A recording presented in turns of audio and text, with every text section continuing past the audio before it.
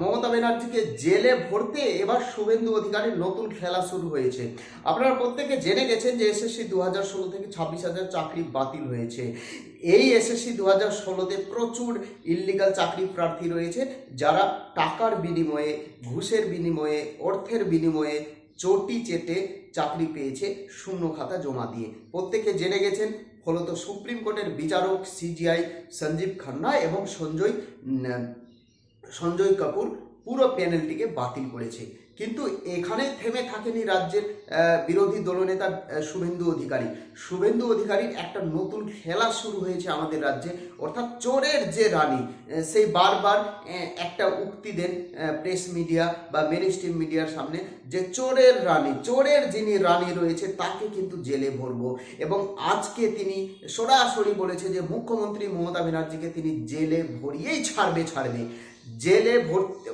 জেলে ভরার জন্য শুভেন্দু অধিকারীর নতুন খেলা শুরু হয়েছে দিল্লিতে।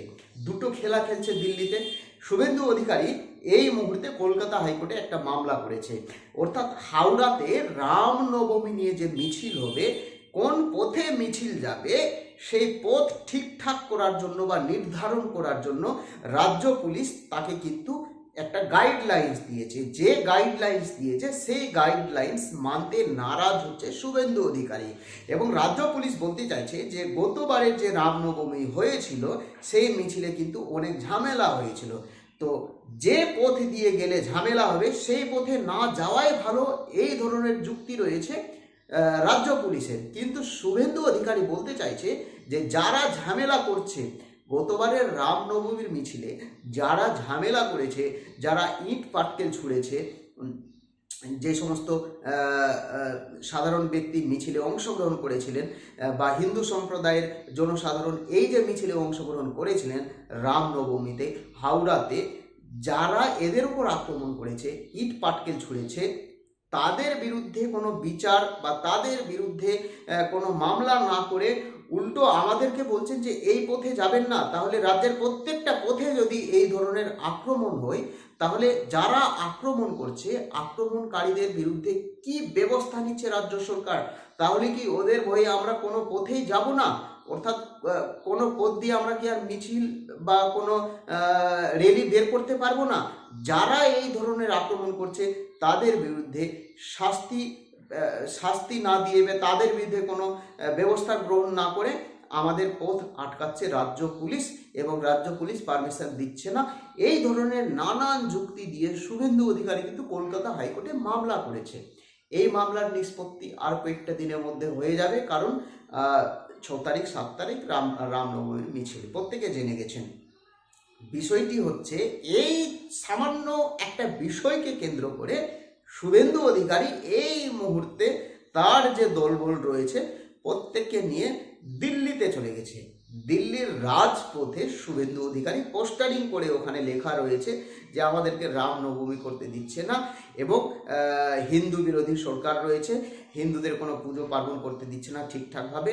হিন্দুদের কোনো র্যালি মিটিং মিছিল হলে তাদের যে দলবলের নেতা নেত্রী রয়েছে বা সাধারণ বা যারা অনেক বিষয় রয়েছে দুধেল গাইটাই বলে, তারা কিন্তু আক্রমণ করে এই ধরনের কিন্তু পোস্টারিং করে দিল্লিতে একেবারে স্লোগান চলছে। এবং এসএসসি 2016 26,000 চাকরি বাতিল হয়েছে, এবং এখানে অনেক ভুয়ো চাকরি প্রার্থী রয়েছে, যেটা এসএসসি স্বীকার করেছে, রাজ্য সরকার স্বীকার করেছে, সিবিআই তথ্য প্রমাণ সহ কলকাতা হাইকোর্ট ডিভিশন বেঞ্চে বা সুপ্রিম কোর্টে বিভিন্ন বিষয়গুলো রেখেছে। সেখানে বোঝা যাচ্ছে যে হ্যাঁ আমাদের রাজ্যে চুরি হয়েছে, এবং এই চুরি বা দুর্নীতির মাস্টার মাইন্ড কিন্তু হচ্ছে এই চোরের রানী বা দিদি। তিনি তো বলে থাকেন দিদি, চোরের রানী, এই ধরনের কটূক্তি করে থাকেন। অর্থাৎ এই সমস্ত দুটো বিষয়, অর্থাৎ এসএসসি 2016 ইল্লিগালভাবে যারা চাকরি পেয়েছে সেই চাকরির টাকা চোরের রানীর খাতায় গেছে, এবং আমাদের রাজ্যে হিন্দুদের ওপর অত্যাচার হচ্ছে। বিশেষ করে রামনবমীকে নিয়ে প্রত্যেকটা অলিতে গলিতে যারা মার খায়, অর্থাৎ একটা সম্প্রদায়ের জনগোষ্ঠী মার খায় এবং যারা মারে বা রেলিতে হামলা করে তাদের বিরুদ্ধে কোনো শাস্তি নেওয়া হয় না বা তাদের বিরুদ্ধে কোনো ব্যবস্থা নেওয়া হয় না। এই দুটো বিষয়কে কেন্দ্র করে আজকে দিল্লির রাজপথে শুভেন্দু অধিকারী এবং তার দলবল কিন্তু আন্দোলন করছে মমতা ব্যানার্জির বিরুদ্ধে এবং রাজ্য পুলিশের বিরুদ্ধে। তাহলে কি মমতা ব্যানার্জিকে জেল বন্দি করেই ছাড়বে শুভেন্দু অধিকারী? এই দুটো পরিকল্পনা নিয়েছে। কিছু বলার থাকলে কমেন্ট করে জানাবেন। তো প্রত্যেকে ভালো থাকবেন, সুস্থ থাকবেন। নতুন হয়ে থাকলে চ্যানেলটিকে সাবস্ক্রাইব করে দেবেন। জয় হিন্দ।